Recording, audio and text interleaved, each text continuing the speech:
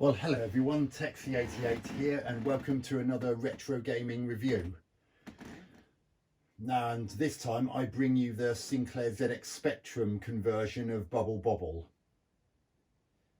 Now, as you know, I've already looked at the Amstrad CPC464 version recently, so now we're turning that attention to another of the 8-bits.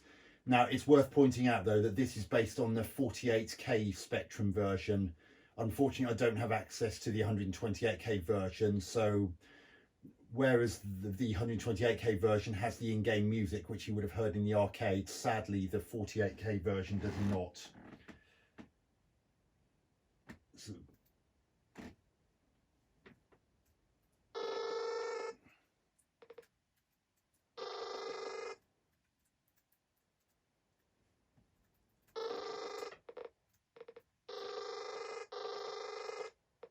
yeah, no. You probably also notice how to start it in two-player mode. For some reason, the first player doesn't seem to want to control, and I don't know why.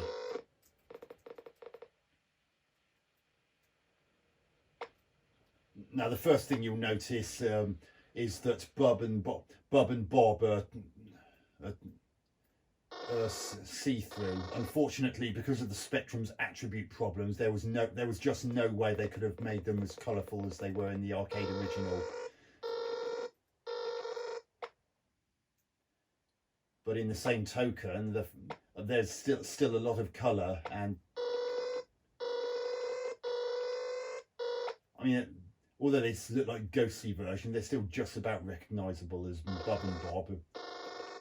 I do wonder whether there's any possibility at all that they could have been made to look a bit more solid than they actually do, though, because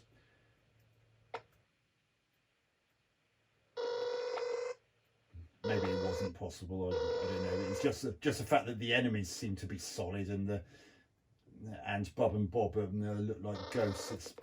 It's a bit of a shame, really. Oh no, didn't mean to do that. But gameplay wise, it plays really well. And unlike the Amstrad CPC version, where it's slowed down considerably when there was a little bit on the screen, it's far less of a problem on the Spectrum version.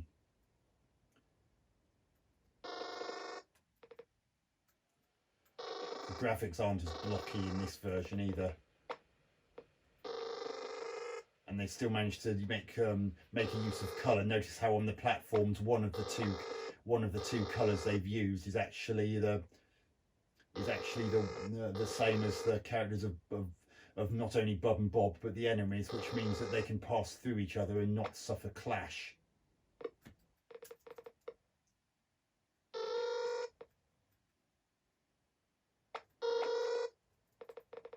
It is a shame that this isn't 128K music because of the 128K version, because the lack of that tune that you'd be familiar with from the original arcade version is a bit of a loss. But given that the 48K's sound capabilities were not as advanced as those of the 128, there's part of me that's thinking maybe you should be glad of that. And you notice that you actually get popping animations in this, that everything just disappeared into nothingness on the Amstrad version. Now we're going to see if you can actually jump on bubbles in this version. Yes, you can. They've even put that in.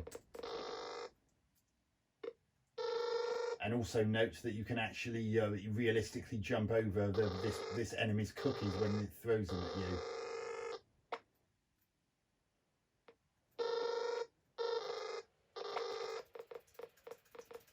Good, I can throw bubbles at them. Look how much more is on the screen, and it's not slowing down,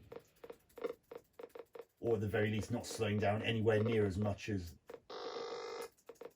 the Amstrad version did.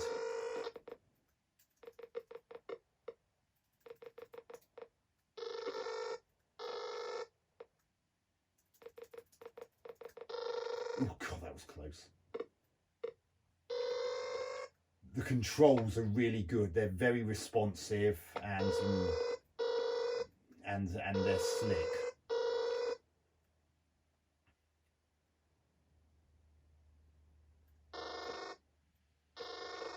And if you're wondering where it shows how many lives I've got left, it's for the character I'm controlling, it's that blue circle in the very bottom right corner.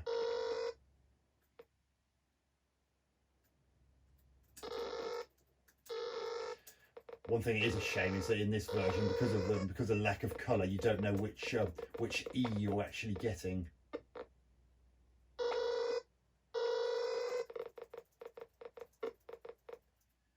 Nice sound, nice bubble blowing sound there. Considering the 48K Spectrum had fairly limited sound capabilities, that's actually not too bad a sound for choice for that.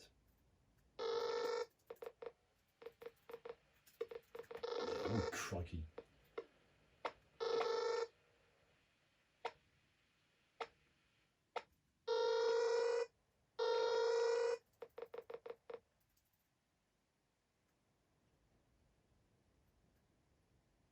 Yeah, so yeah, fairly good graphics for the Spectrum considering its colour limitations. I mean, and again, look how much is on the screen, and it's not slowing down anywhere near as much as what was in the Amstrad CPC version.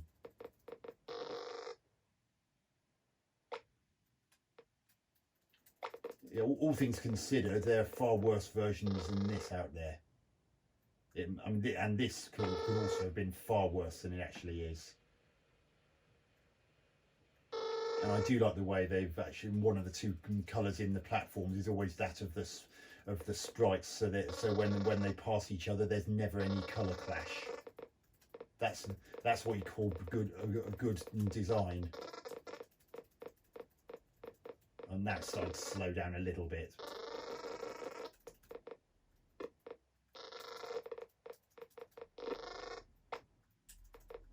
Oh, I definitely want to get that. Oh, I missed it. Oh. I want to get that shoe, it'll help me to move faster. Oh, I couldn't get it.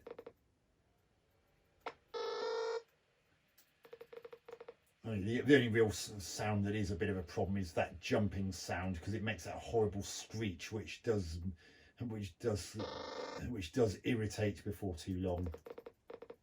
But apart from that, you can't really complain about sound. You can see.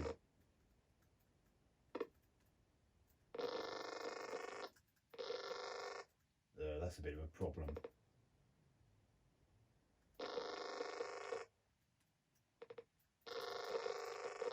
Because in other versions, in this bit, you'd be able to jump on bubbles to get yourself out of this, but this isn't working here. So in this version, because it's so close to the walls, it's just not letting me blow bubbles to enable me to get out of there the way I could in other versions. I mean, even in the Amstrad version, and of course I've had that hurry up, which means that the deadly Baron von Blubber is going to appear in a minute. There's nothing I can do about it. Those blubbers are not coming down to me.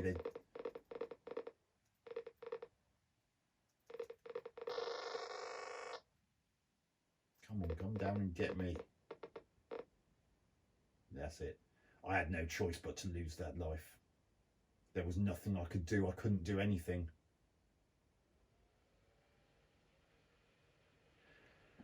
So anyway, I think I'll end the review here. I'll give my verdict. So graphics, the sprites look pretty good, although it is a shame that there's not more. That the Bub and Bob are not solid the way the enemy sprites are. I don't quite know why they took that decision. I'm sure they could have done them in such a way that they didn't look like ghostly versions of what they were supposed to look like. I mean, I know the Spectrum has color limitations of 2 colors per 8 pixel by 8 pixel character square, but if the enemy sprites could be more solid, why couldn't Bob and Bob? Apart from that, the graphics, apart from that, I can't really complain about the graphics. There's nice use of colour with little to no clash. In fact, I don't think I saw any colour clash that whole time I was playing. Sound. Pleasant enough sounds for a collection of objects and for the bubble sound, although the the sound when you jump does great after a bit. It's kind of a shame they couldn't pick something a little bit more pleasant to the ear for that particular sound. And I've actually looked at footage online of the 128K Spectrum, and even in that version, although it has the background music in game, it still has that same harsh screeching jumping sound. So the sound loses a little bit of brownie pointage for that jumping sound. Gameplay, by and large, it plays really well. There's considerably less of the slowdown issues that plagued the Amstrad CPC464 version. The controls are good and responsive. Whenever I wanted Bob to go left, he went left. Whenever I wanted him to go right, he went right. When I wanted him to jump, he jumped. And when I wanted him to blow a bubble, he did. So can't complain about that at all. Although things like what I just experienced, although they managed to keep in the fact that you can jump on bubbles, for some reason in this version I wasn't able to get out of that narrow chute because I was so close to the wall that the bubbles just exploded the moment I stopped them there, and those bubbles were literally the only way I was ever going to really get out of there. I mean, I tried to use those water bubbles, but by the time I'd landed back down on the ground, the water had already seeped through the gap, so there was literally nothing I could do except wait for someone to kill me. So if you can find some way of, say, doing that level without going into those, it will definitely help you. So what am I going to give the final score?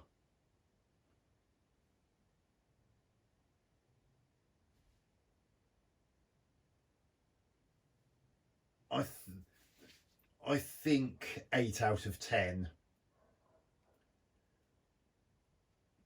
I mean, yes, it does have that design flaw with that level where I got stuck, but at least once you know about it, you know not to go in there, and everything else about the actual gameplay seems to work really well. There's considerably less slowdown issues when the screen gets busy, and although the jumping sound does great after a while, there are plenty of worse problems the game could have had. By and large, it's a commendable version considering the 48K Spectrum's limitations. So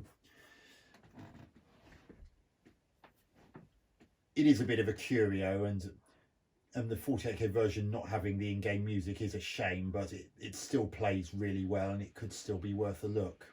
Although if you can get access to the 128K version, I'd still recommend that over this, simply because of the in-game music. It does add atmosphere.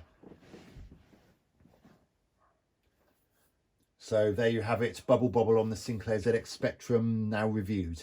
Texie88 out.